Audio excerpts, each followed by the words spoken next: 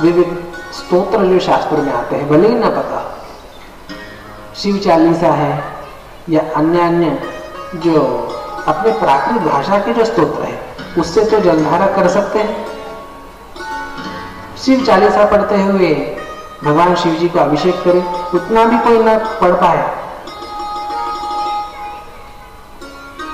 हाथ में माला ले और नमः शिवाय का जप करते हुए तो जल चढ़ा सकते हैं, उससे तो अभिषेक कर सकते हैं, वैसा अभिषेक करें।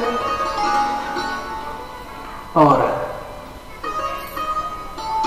जैसे कामना की तीव्रता है उसके अनुसार जप की संख्या की वृद्धि करते हुए अभिषेक करें।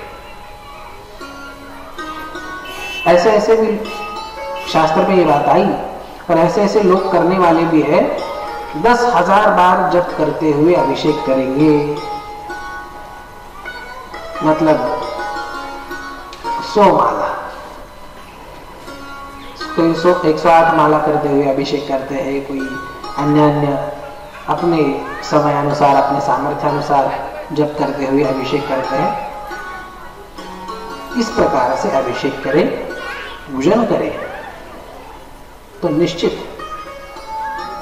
मनोकामनाओं की पूर्ति भी होती है और कल्याण भी प्राप्त हो जाता है।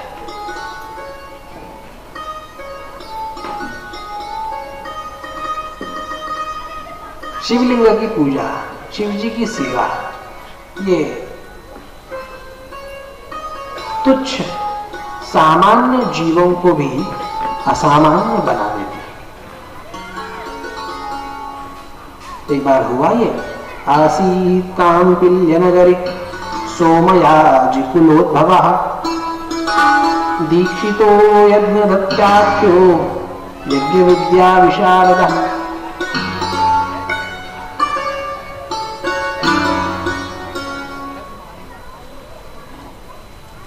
पूर्व काल में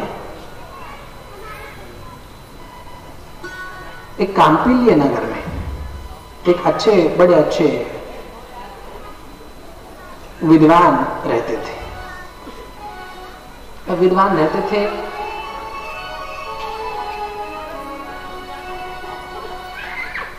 बड़े तपस्वी थे, बड़े सात्विक थे, बड़े आचार निष्ठ थे। तो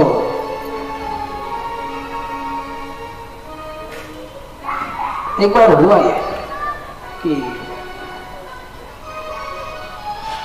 उन्हें एक पुत्र की प्राप्ति हो गई, और पुत्र की प्राप्ति हो गई तो उन्होंने अपने पुत्र का नाम रखा गुणनिधि। उसका नामकरण संस्कार करवाया इत्यादि, और गुणनिधि नाम रखा। पर दैव का ऐसा विधान, वो गुणनिधि नाम का गुणनिधि रह गया, उसमें सारे दुर्गुण उतर गए, सारे पाप, सारे दोष, सारे संगति के प्रभाव से सारे दुर्गुण, जुआ खेलता, व्यभिचार करता, दुराचार करता, सारे दुर्गुण उसमें उतर गए। तो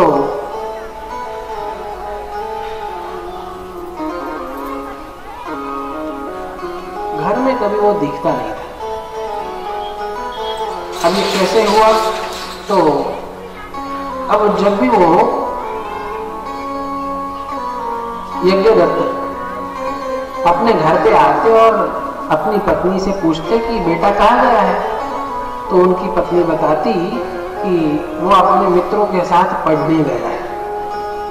तो वो कुछ गलत काम करने के लिए अपने दुष्ट संगति में जाता, और माँ हमेशा उस यज्ञदत्त को झूठ बोल के अपने पुत्र के पापों को, दोषों को छिपाता।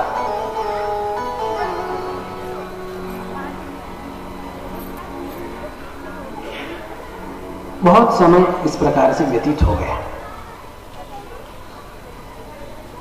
और एक बार हुआ ये कि वो यज्ञदत्त कहीं अपने नगर में कहीं भ्रमण कर रहे थे। किसी व्यक्ति के पास उन्होंने अपनी अंगूठी देख ली, अपने गहने देख लिए उसके शरीर में। तो उन्होंने पूछा कि अरे कहां से ले आए तुम, ये तो मेरे हैं। बड़े चकित हो गए। तो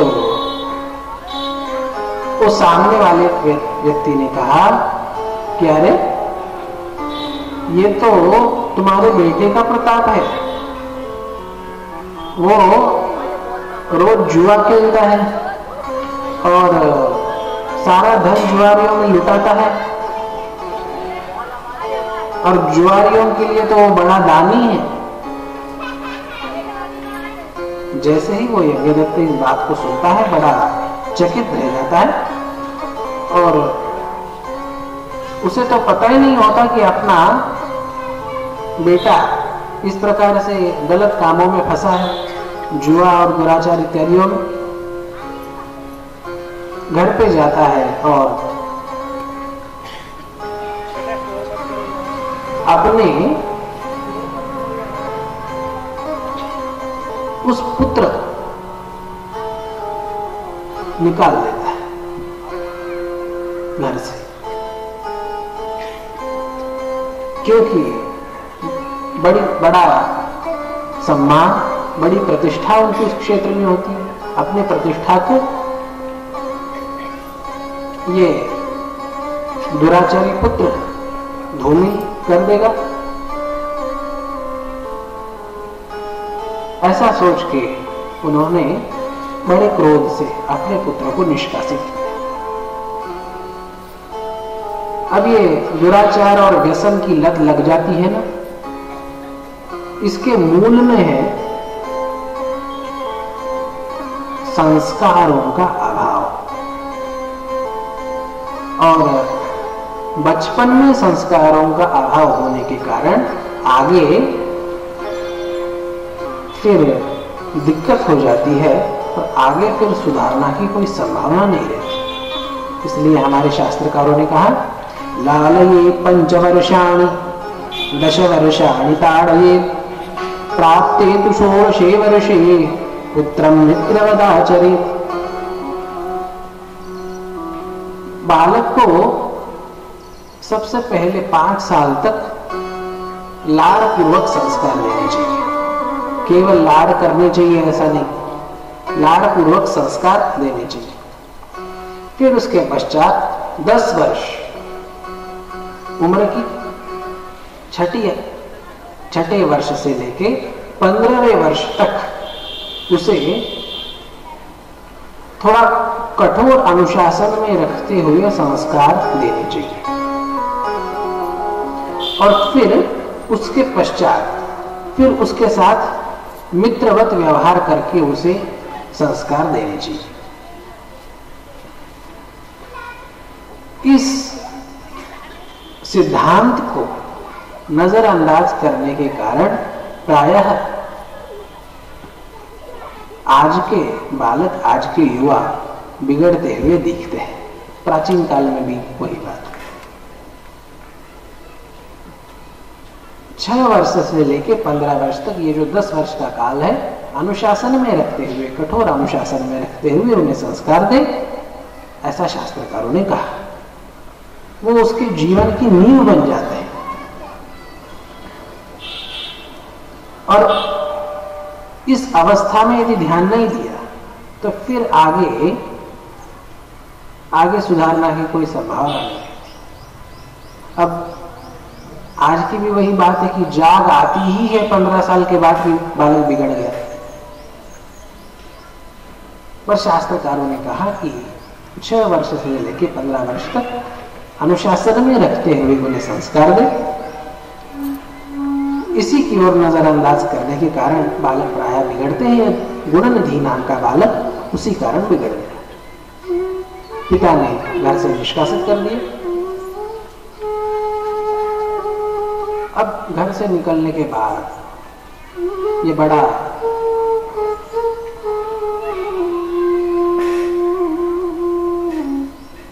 दुखी हो गए। अब करे तो क्या करे। अब इसने न विद्या भी पढ़ी, न ये पढ़ा लिखा था, न कुछ कर सकता था। तो भिक्षा मांग के जैसे तैसे अपना जीवन यापन करता और बड़ा दुखी था। उसे पछतावा भी होने लगा कि मैंने कुछ सीखा नहीं, मैंने कुछ किया नहीं, सब कुछ अच्छा था, मैंने अपने हाथ से अपना सारा यश, सारा ऐश्वर्य धूमिल कर दिया। इस प्रकार से वो सोच रहा था। अब क्या करता?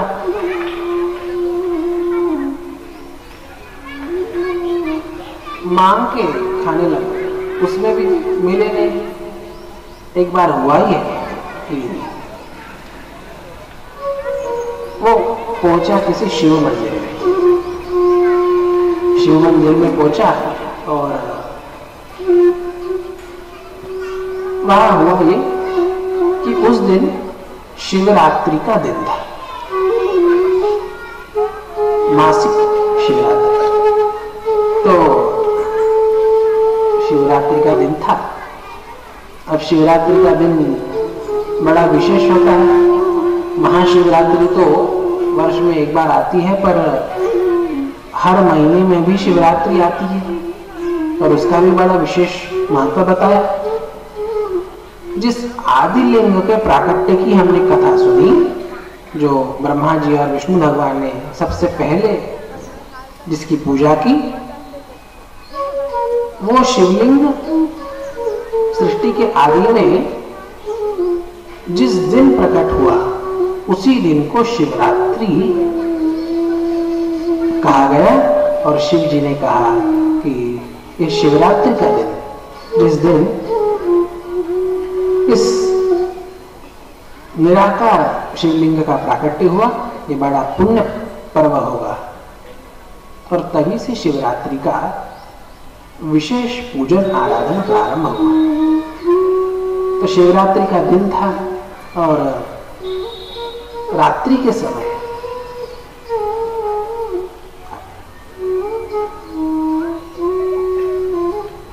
अच्छे कोई भाविक अपने समूह के साथ आए, और समूह के साथ आए तो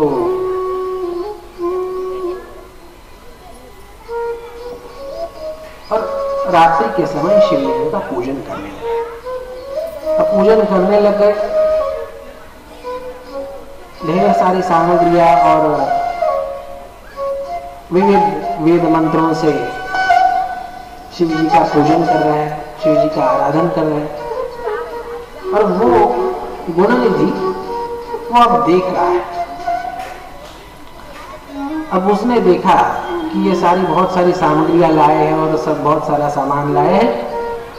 उसमें भी कई प्रकार के भोग है भगवान शिव जी को भोग लगाने के लिए। अब ये तो था भूखा, अब इसकी नजर पड़ गई उस भोग पे। अब ये इसी बात को सोच रहा है कि ये पूजा कब खत्म हो और मुझे कब भोजन खाने मिले। सब चले जाएंगे, सब सो जाएंगे, तो उसके बाद में सारा नैवेद्य शिव जी का खा लूंगा। ऐसा सोच के वो राह देख रहा है कि ये पूजा कब खत्म हो। बड़े विस्तार से कर रहे हैं। अब वो तो बड़े भाविक थे, शिवरात्रि का पर्व काल था, बड़े विस्तार से पूजन कर रहे थे, बड़ी विविध सामग्री से।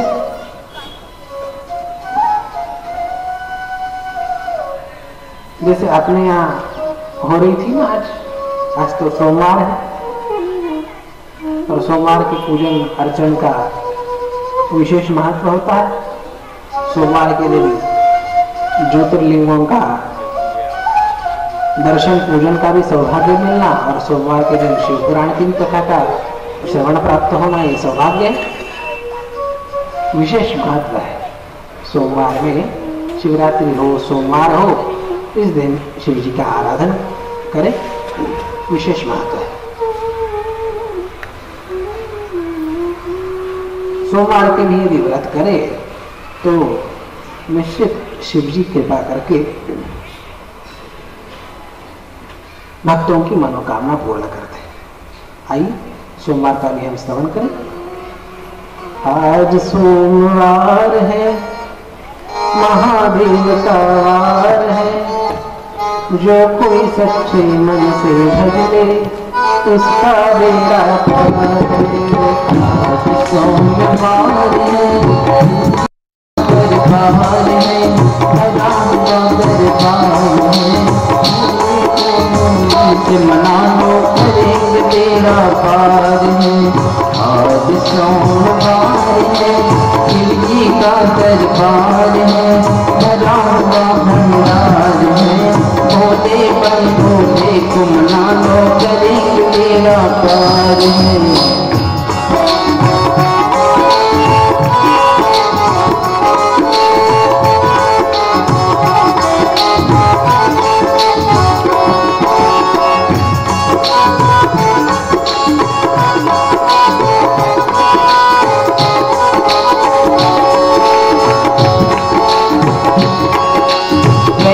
मैया पार्वती ने शिव शंकर को पाया, शिव शंकर को पाया। कैसे मैया पार्वती ने शिव शंकर को पाया, शिव शंकर को पाया।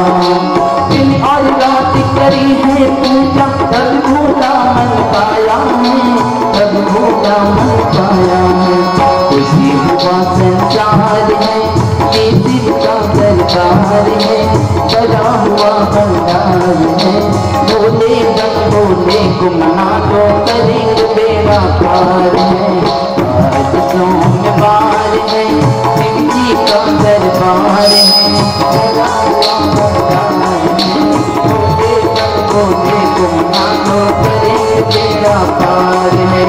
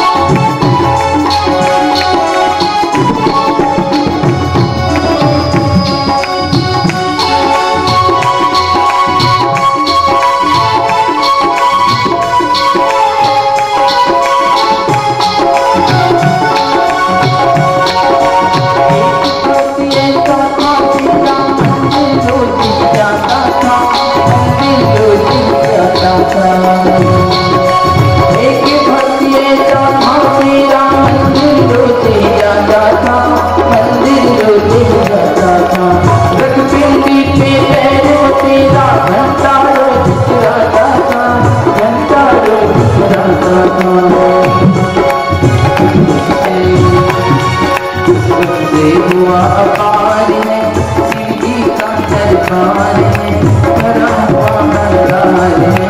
भोले बन भोले को मना लो करेंगे बेड़ा पार है। आज सोमवार है शिवजी का दरबार है, भरा हुआ भंडार है। भोले बन भोले को मना लो करेंगे बेड़ा पार है।